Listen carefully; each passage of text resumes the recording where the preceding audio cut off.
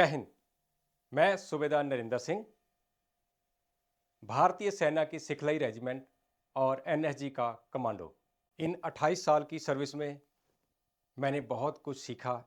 इसमें कई तरह के उतार चढ़ाव देखे, पीस एरिया में भी रहे, कई ऑपरेशन का हिस्सा भी बना और कई कंपटीशन में भी पार्टिसिपेट किया। और मैं चाहता हूं कि इन 28 साल के एक्सपीरियंस में जितना हमने सीखा, इतना आज की जनरेशन में आप लोग भी सीखें और उसको आगे कंटिन्यू रखें। अक्सर लोग हमें पूछते हैं, क्या फौजियों को डर लगता है? ऐसा ही एक किस्सा मैं आपको बताऊंगा। ये बात 2015 की है। एक सुबनसिरी नदी, जो आपने देखा होगा कि अरुणाचल में जून और जुलाई के महीने में, जिस पे एक टास्क मुझे मिला और मेरे साथ में 10 जवान, जो एक लॉन्ग पेट्रोलिंग के लिए हम लोग गए थे।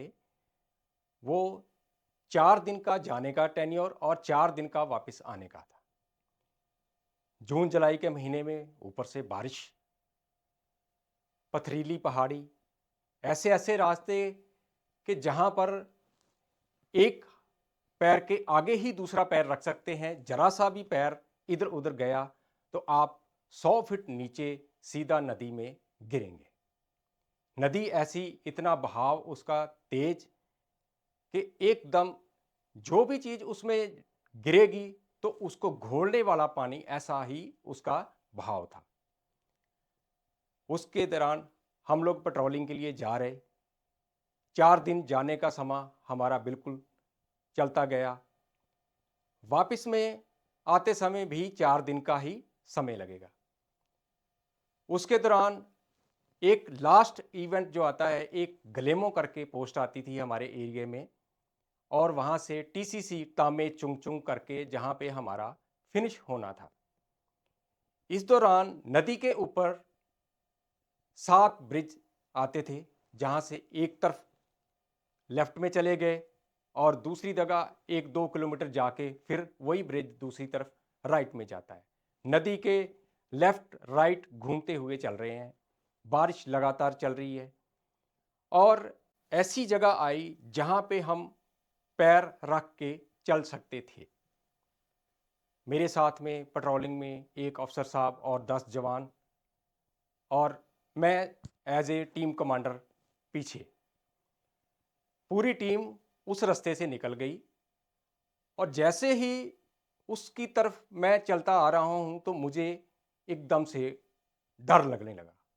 डर ऐसा कि मेरा दिल, एक मुझे फील हो रहा है कि वो कांपने लग गया। मैंने अपने साथी जवान, जो एक सिपाही इंतपाल सिंह, जो मेरी घातक टीम का जवान था, आजकल वो पंजाब पुलिस में एक सब इंस्पेक्टर की ड्यूटी कर रहा है। उस जवान को मैंने बोला कि मुझे डर लग रहा है, मेरे पाँव आगे नहीं बढ़ रहे। वो मुझे बोल रहा है, साहब आप शायद थक गए होंगे, इस कारण से आपको लग रहा है, आप चलते रहिए। हम चलते रहे। जैसे जैसे मैं उस जगह की तरफ बढ़ रहा हूं तो मेरे को और ज्यादा डर लग रहा। जैसे जैसे वहां पहुंचता गया डर और बढ़ता गया, लेकिन मैं रुका नहीं, चलता गया। और बाकी सारी टीम के निकलने के बाद जैसे मैं वहां पर पहुंचा तो एकदम से मेरा, जैसे फ्रंट रूल के तौर पे लगता है, मैं एकदम से नदी में नीचे गिर गया। इतना नीचे गिरा कि मैं अपनी टीम को ऊपर दिखाई नहीं दे पा रहा। जैसे मैं गिरा, लड़कों में हड़कंप मच गया। वो बोलने लगे, साहब गिर गए, साहब गिर गए। और मुझे उनकी आवाज़ सुन रही है, लेकिन पानी का छोर इतना, पानी मैंने देखा कि मेरे 10 फीट नीचे वो पहाड़ी से टकरा के ऐसे ऐसे करके पानी घूम रहा है। बस मैं ऐसे, हाथ और पाँव मेरे बिना सपोर्ट के, और मैं कमर के बल ऐसे घास में फंसा हुआ। दोनों हाथ मेरे घास को पड़े हुए। मैंने अपने साथी इंतपाल को आवाज़ लगाई कि मैं नीचे हूँ और सेफ हूँ। इंतपाल ने अपने साथियों को, हमारे दूसरे साथियों को भी बताया कि साहब सेफ हैं, उनकी आवाज़ मुझे आ रही है। वो थोड़ा बहुत दाहिने बाएं आगे पीछे होके देख रहे। जब हमारा आई कांटेक्ट हो गया तो मैंने उनको बोला कि रस्सी फेंको। जैसे ही उन्होंने पहले एक बार रस्सी फेंकी और मैंने अपने एक हाथ को उसमें एंकर कर लिया, और दूसरे हाथ के लिए उन्होंने रस्सी फेंकी, फिर मैंने अपने दूसरे हाथ को एंकर किया और मैंने उनको आवाज़ दी कि मुझे ऊपर खींचो। जैसे ही उन लोगों ने मुझे ऊपर खींचा तो मैं एकदम से ऐसे सीधा खड़ा हो गया। बाहर तो मैं आ गया, लेकिन मुझे उसका एहसास तब हुआ कि मुझे लगा कि मेरे नीचे तो ज़मीन ही नहीं थी। मैं तो एकदम घास में फँसा हुआ था, और अगर मैं खुद से निकलने की कोशिश करता तो शायद मैं आज आपके पास यहाँ पे नहीं होता। क्योंकि मैं जिस घास के बीच में फँसा हुआ था, अगर मैं खुद निकलने की कोशिश करता, वो घास टूट जाता और मैं नीचे नदी में गिर जाता और बह जाता। जैसे मुझे अपने जवानों ने साथ में मुझे बाहर निकाला, मेरा वो डर भी ख़त्म हो गया। जो दिल की धड़कन थी वो भी शांत हो गई। हमारी टीम में जो माहौल था एकदम से शांत हो गया और हम अपने अगले इवेंट की तरफ चल गए। मुझे थोड़ा बहुत चोटें लगी, लेकिन उनका मुझे उतना फ़ील नहीं हुआ जितना मुझे ये हुआ कि हाँ, सेफ़ली हम लोग अपने जो फ़िनिश पॉइंट जो हमारा पेट्रोलिंग का होना उस तरफ चल रहे हैं। हम बात कर रहे थे कि क्या एक फ़ौजी को डर लगता है? हाँ, डर लगता है। लेकिन वो डर आपके मिशन को रोक नहीं सकता। चाहे वो कोई ऑपरेशन हो, कारगिल की युद्ध हो, या कोई जोखिम भरे रास्ते हों, या कहीं पर भी गोलियां चल रही हों। आप अपने मिशन की ओर बढ़ते रहेंगे और अपने मिशन को कामयाब करेंगे। अभी मैं आपको एक और स्टोरी सुनाऊंगा। सूखी रोटी का टेस्ट क्या होता है? क्या होता है सूखी रोटी का टेस्ट? सन 2000 की बात है। हम एक ऑपरेशन में थे, जहाँ से हमारा एक बाई रोड ट्रांसपोर्ट के ज़रिए पेट्रोलिंग चल रहा था। हम लोग खोंसा एरिया में पहाड़ी के साथ साथ अपनी कानवई में चल रहे, ऊपर टेकड़ी पर चल रहे हैं, और एक से पीछे एक गाड़ियाँ, हमारी 8 गाड़ियों की कानवाई थी। सबसे पहले एक 2.5 टन, और उसके पीछे सारी गाड़ियाँ ही 2.5 टन थी। मैं तीसरी गाड़ी में था। जैसे ही सबसे पहली गाड़ी में एकदम भारी तादाद में फायर आया, और दर दर दर दर करके ऐसे फायर आया कि एकदम से ब्लास्ट हुआ, और हम लोग सब एकदम से, जिसका हमें अनुमान भी नहीं था, क्योंकि उसकी कोई खबर भी नहीं थी। और हम लोग जैसे ही डिसमाउंट हुए, पता चल रहा है कि सामने वाली गाड़ी को जो मिलिटेंट ने फायर से दबा दिया। हम लोग उस तरफ भागे आड़ लेते हुए। जैसे जैसे हम पहाड़ी की और टेकरी की तरफ चढ़ रहे हैं, जो आगे मिलिटेंट थे वो पीछे जा रहे हैं, लेकिन फायर उनका बार बार हमारे ऊपर आ रहा है। हम आगे बढ़ते गए, वो फायर करते करते पीछे मूव हो रहे हैं। ऐसे ही करते पहाड़ी के हम दूसरी ओर ढलान की ओर चले गए, और ढलान की ओर जाते समय हमारे एक साथी सर्वजीत सिंह के, जो कि हमारी टीम में शामिल था, जब वहाँ से वो मिलिटेंट जो थे वो फायर करते हुए नीचे चलते जाते हैं। उनका ये एक एम होता है कि खुद को बचाना है और फायर करते करते पीछे विड्रॉल करना है। और हमारे जो जवान हैं वो सर्वजीत सिंह के अचानक एक यहाँ साइड में गोली लग गई। वो गोली ऐसी कि जो पीछे से निकल गई, आर पार हो गई। फायरिंग हमारी तरफ से भी चलती रही, उनकी तरफ से भी फायरिंग होती रही, और थोड़ा फायरिंग शांत हुआ तो देखा कि सर्वजीत सिंह के खून बह रहा है। उसको लेकिन इस तरह अंदाज़ा नहीं था, वो घबरा गया कि मेरे गोली लग गई। हम लोग उसको उठा रहे हैं, लगभग हम लोग नीचे 100-150 मीटर नीचे गाही में चले गए। हम लोगों ने सर्वजीत सिंह को उठाया, और उसका खून, उसको पता चल रहा है कि मेरे गोली लगी है। वो घबरा रहा है कि मेरे गोली लग गई। हम उसको हौसला दे रहे हैं, नहीं, वो गोली टच होके निकल गई, लेकिन हमें दिख रहा है कि उसकी यहाँ से जैकेट भी फटी हुई है बुलेट प्रूफ, और उसकी शर्ट भी फटी हुई है, जिससे ये अनुमान लगाया जाता था कि उसका यहाँ से साइड से मांस फट गया। उसको हमने, दूसरे साथी ने, हमारे ने एक अपने कपड़े से बांधा, और उसको हम सपोर्ट दे के, यही हौसला दे के लेके आ रहे हैं, अपने कंधों पे उठाया कि आपको सिर्फ गोली टच किया है। सरबजीत सिंह को आगे ऊपर हम जब टोकरी पर लेके आए और उसको हॉस्पिटलाइज किया, उतने में बाकी पार्टी का हमारा जो सर्च ऑपरेशन है वो बंद नहीं हुआ, वो सर्च ऑपरेशन कंटिन्यू रहा।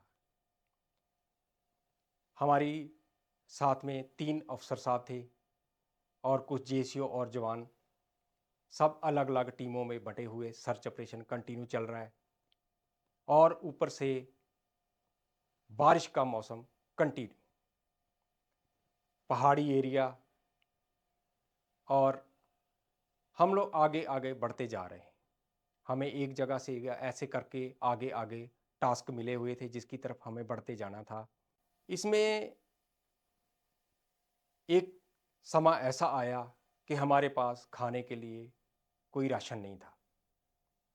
रात का समय, बारिश हो रही है, सिर छुपाने के लिए भी जगह नहीं, किसी के घर में छुप नहीं सकते, और एक बजरी का ढेर, जहाँ पे हमारे कंपनी कमांडर साहब जो थे साथ में अफसर साहब, उन्होंने डिसीजन लिया कि कुछ देर के लिए यहाँ रिलैक्स किया जाए। आसपास हमने अपने जो गार्ड्स लगा के थोड़े थोड़े करके रिलैक्स किया, और उस समय ऐसा था, बारिश हो रही थी, ठंडा मौसम, ठंड की जैसे हवा चल रही, और हमारे पास ओढ़ने के लिए भी नहीं था।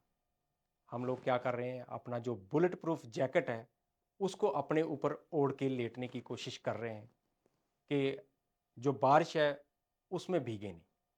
कुछ देर हमें इस तरह मौका मिला, वहाँ पे हम लोग रिलैक्स किया और फिर आगे ऑपरेशन की तरफ चलते रहे। अगला दिन भी पूरा बीत गया, और बहुत दोपहर तक हमारा जो, जिसको पहाड़ी के ऊपर जाकर फिनिश होना था, वहाँ पे हमें गाड़ियों की कार्रवाई आगे मिलनी थी। सभी जवान थक चुके थे, 3 दिन कंटिन्यू चलते हुए हो गए, जो जो अपने पास सेल्फ कंटेन था सारा ख़त्म हो गया, और अचानक से हमारे जो साथ में सूबेदार साहब थे, सूबेदार फुम्मन सिंह, जो घातम प्लेटून के प्लेटून कमांडर थे, मैं भी उस टाइम घातम प्लेटून का हिस्सा था, वो हमारे पास आए, हमें पूछा कि कुछ खाने के लिए है। हम सब देख रहे हैं किसी के पास कुछ खाने के लिए नहीं है। मेरा एक बड्डी था नायक रणजीत सिंह, उस टाइम वो लांस नायक था, आज वो बटालियन में सूबेदार है। उसको मैंने पूछा, बड्डी आपके पास कुछ खाने के लिए है? उसने अपना हाथ पांव मारे बुलेट प्रूफ जैकेट को, पाउच को, तो उसके पाउच में 3-4 रोटियां जो कुछ दिनों की पहले की सूखी हुई पड़ी थी, और साथ में एक पिचकी हुई मिल्क मेड की डबिया। हमने अपने साहब को बोला कि हमारे पास तो यही सूखी रोटी है और ये एक मिल्क मेड की पिचकी हुई डब्बी। वो जो मेरे बड्डी के पास सूखी रोटियां थी, वो हम सब ने आपस में एक सूखी रोटी के ऊपर मिल्क मेड जो डाल डाल के खाई। उस वक्त हमें एहसास हुआ कि सूखी रोटी की कीमत क्या होती है, और मैं आप सबको भी ये बताना चाहता हूँ कि आजकल हम लोग अलग अलग तरह के पकवान खाते हैं, फिर भी उसकी कदर नहीं करते, क्योंकि हमें मिल रहा है। इस पकवान की कदर कहाँ है, ये आप हमारे सैनिकों के पास जाके उसका उदाहरण लीजिए कि कैसे कैसे कब इस पकवान की ज़रूरत हमें पड़ती है, और हम आपस में कैसे उस पकवान को प्यार से खाते हैं और अपने साथियों की ताकत बढ़ाते हैं। नेक्स्ट मैं आपको बताता हूँ कि एक सिपाही के लिए सबसे दर्दनाक क्या होता है। सन 2008 की बात है, हमारी बटालियन सियाचिन ग्लेशियर में डिप्लॉय थी। सियाचिन के बारे में आप सबने सुना होगा, लेकिन सियाचिन क्या है? अक्टूबर नवंबर का महीना, और ऐसा हाई एल्टीट्यूड जिसका नाम सुनते ही बड़े बड़े लोग ठंड महसूस करने लग जाते हैं। सियाचिन ग्लेशियर, जहाँ पर हर चीज़ जम जाती है, इंसान को भी जमा देने वाली ठंड, और वहाँ पर तो एक टमाटर जिसको हम एक बहुत ही कमज़ोर चीज़ मानते हैं, वो भी ऐसा जम जाता है कि उसको भी कुल्हाड़ी से काटने की नौबत आ जाती है। और ऐसी ठंड में कहीं कहीं ऐसे ऐसे पोस्ट जहाँ पर आपको रात दिन आग के बिना आप रह नहीं सकते, लेकिन उस आग से भी बचना है, बर्फ़ से भी बचना है, और अपनी ऑपरेशनल टास्क को भी पूरा करना है। वहाँ अल्टीट्यूड 18,000 फीट से लेके 21,000 फीट तक होती है। यहाँ पर हम आराम से सांस ले रहे हैं, लेकिन वहाँ आपको रात को सोए हुए हैं और आपको अचानक से सांस नहीं आ रही।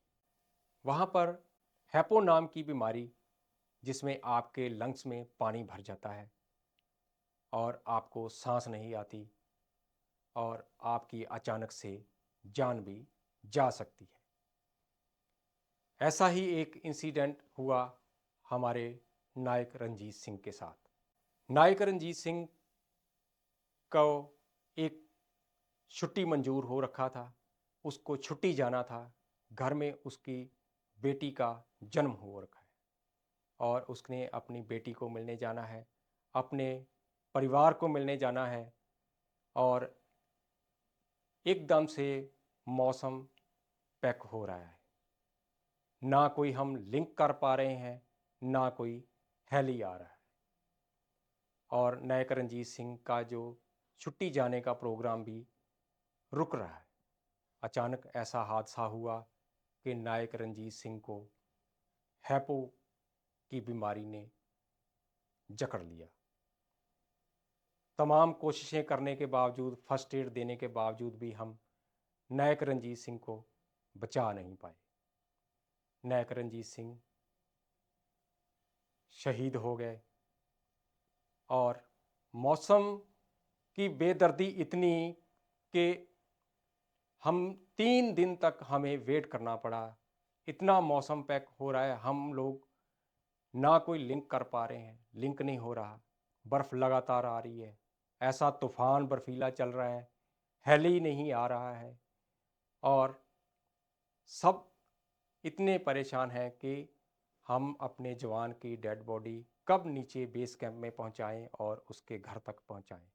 आज भी जब हम रंजीत सिंह के बारे में जब सोचते हैं तो हमें सबसे बुरा यही लगता है कि वो अपनी बेटी को भी एक बार देख नहीं पाए।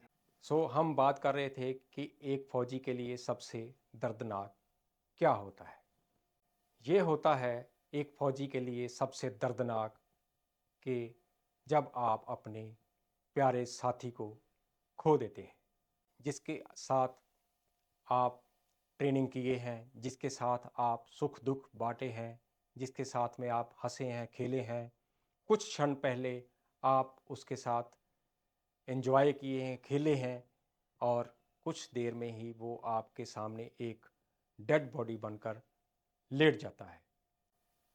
सब कहते हैं कि फ़ौज में सेक्रीफाइस करना पड़ता है। क्या फ़ौज भी आपके लिए सेक्रीफाइस करती है? हाँ, करती है। मैंने अपनी सर्विस के दौरान मेरी बटालियन को मेरे लिए सेक्रीफाइस करते हुए देखा है। 2014 की बात है, जब मेरी बेटी बीमार, उसको एक हाइड्रोसेफलस करके बीमारी, जिसमें एक बच्चे के सिर में पानी भर जाना और उसका आगे निकास ना होना, उसको एक आर्टिफिशियल पाइप के जरिए, जिसको वीपी शंट करके डॉक्टरों की लैंग्वेज में बोलते हैं, उसका इलाज चंडीगढ़ के कमांड हॉस्पिटल में लगातार होना, और ऐसा इन्फेक्शन जो मेरी बेटी के सिर में हुआ, डॉक्टरों के द्वारा इतने ज़्यादा ऑपरेट हुए कि लगता है कि मैं गिनती भी भूल गया। नर्सिंग स्टाफ जो लगातार हमारे बच्चे को कंटिन्यू देखता था, वो डेली सुबह आते समय मेरे बच्चे को देखती हैं, उसको प्यार देती हैं और साथ में उसका नाम लेकर बोलती हैं कि हम आज इसके लिए प्रे करके आए हैं, हमें ये बच्चा बहुत प्यारा लगता है, हम इसका इलाज बड़े दिल से करते हैं। और मेरी बच्ची की तबीयत दिन ब दिन बिगड़ती ही जा रही है।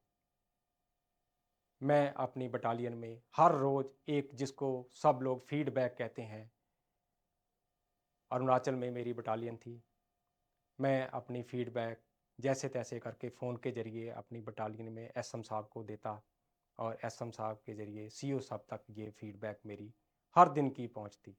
वो मुझे पूछते और मैं उनको बताता, जो बेटी के साथ जो भी इलाज हो रहा है उसके बारे में फीडबैक देता।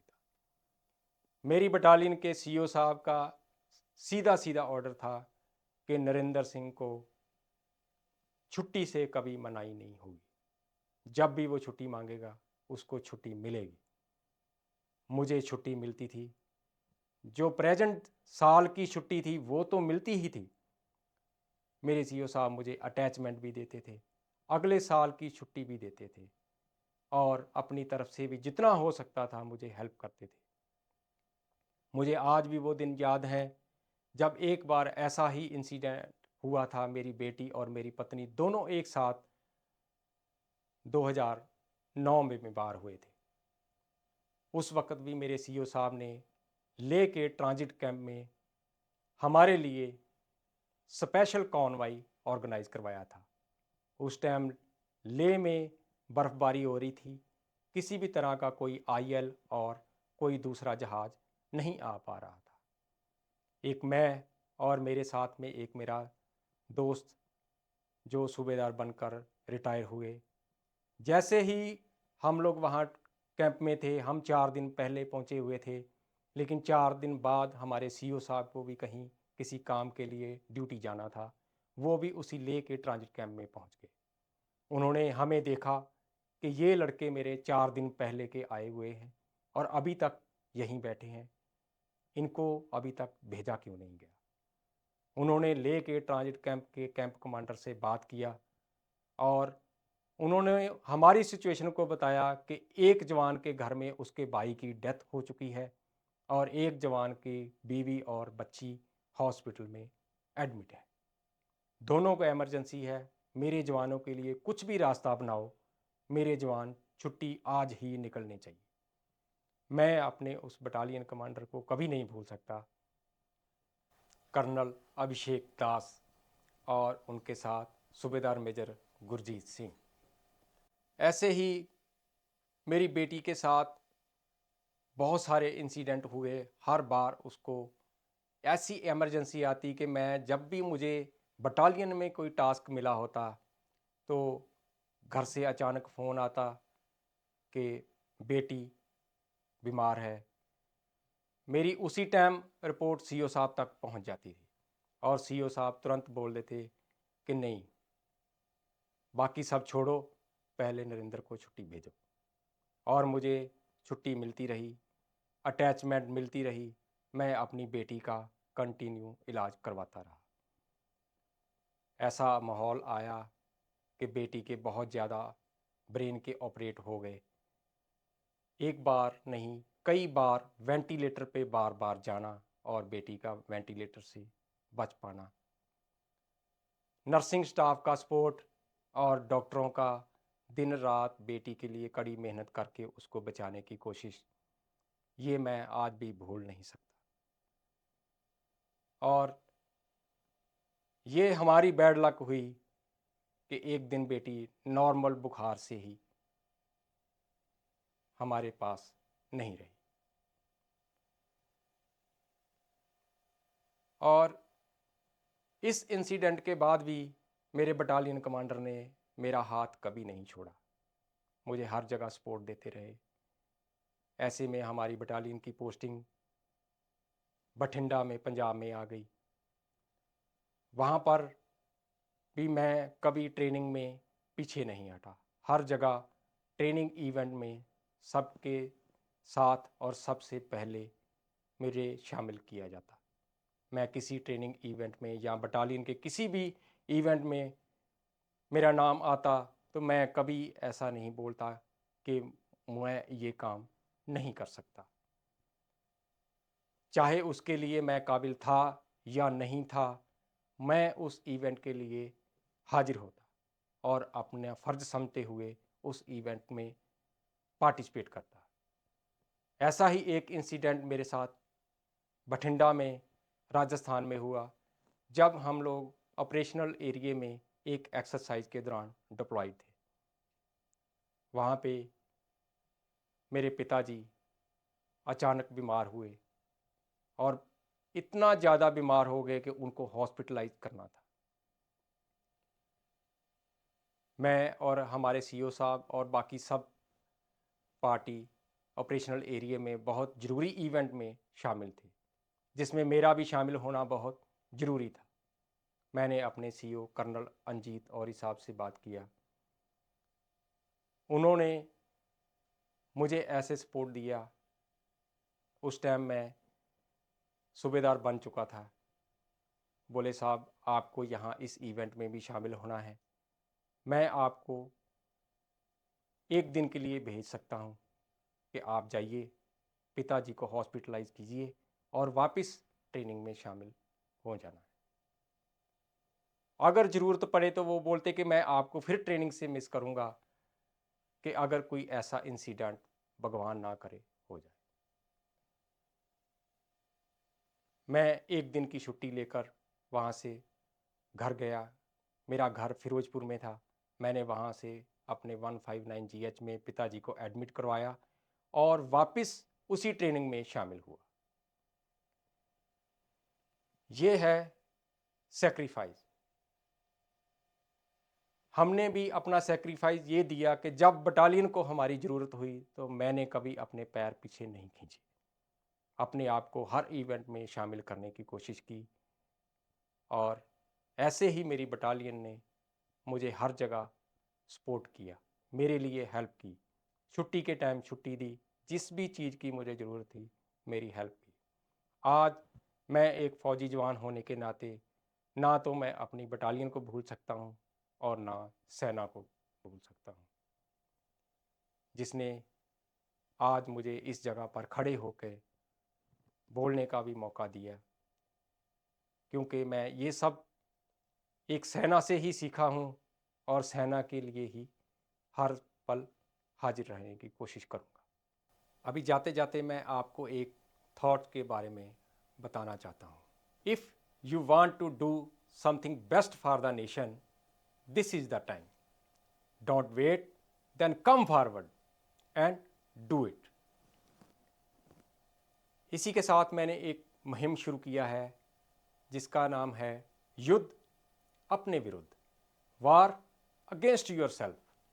हम समाज को सुधारने के लिए बहुत कोशिशें करते हैं और सबसे पहले हमें अपने आप को देखना है। इस मुहिम का मोटिव यही है कि क्या मैं समाज के लिए या अपने देश के लिए कुछ अच्छा कर पा रहा हूँ। इस मुहिम का यही मोटिव है कि आज हम जहाँ भी हैं, ये इस मुहिम में देश का एक आम नागरिक से लेके तमाम लोग इस मुहिम में शामिल हो सकते हैं, क्योंकि आज हम लोग दूसरे की गलती निकालते हैं कि फलाना ये काम गलत कर रहा है, ढिमका ये काम गलत कर रहा है, उसने देश के लिए गलत कर दिया, उसने समाज के लिए गलत कर दिया। क्या आप समाज और देश के लिए कुछ अच्छा कर रहे हैं? क्या आप आज जिस ओहदेदारी पर बैठे हैं, क्या आप अपनी ड्यूटी सही कर रहे हैं? जो संवैधानिक ड्यूटी आपको मिली है, क्या उसका आप दायित्व संपूर्णता से निभा रहे हैं? ये इस मुहिम का सबसे बड़ा मोटिव है और मैं चाहता हूँ कि सभी देशवासी इस मुहिम के साथ जुड़ें और सबसे पहले खुद को चेंज करें। और अगर हम खुद को चेंज कर लेंगे तो मुझे लगता है कि हमारा समाज और हमारा देश और भी ऊंचाइयों में पहुंच सकता है और भी कामयाब देश बन सकता है। लास्ट में जाने से पहले मैंने आप सबके लिए 2 लाइनें लिखी हैं कि फौजी एक सैनिक क्या होता है, सैनिक की भावना क्या होती है, सैनिक का जज्बा क्या होता है। ना मैं हिंदू ना मुसलमान, ना मैं हिंदू ना मुसलमान, ना ही मैं सिख ईसाई, भारत माता का मैं बेटा, मैं हूँ एक सिपाही। सरहद पर जब खड़ा होता हूँ पल भर भी ना मैं सोता हूँ, सरहद पर जब खड़ा होता हूँ पल भर भी ना मैं सोता हूँ। देश के दुश्मन बैठे रहते रात रात भर घात लगाई, भारत माता का मैं बेटा, मैं हूँ एक सिपाही। ना मेरा कोई मजहब है, ना मेरा कोई मजहब है, मेरे लिए बस कर्म ही रब है। भेदभाव मैं कोई ना करता, इंसानियत की पूजा करता। हर माँ मेरी अपनी माँ है, हर बहन का मैं हूँ भाई, भारत माता का मैं बेटा, मैं हूँ एक सिपाही।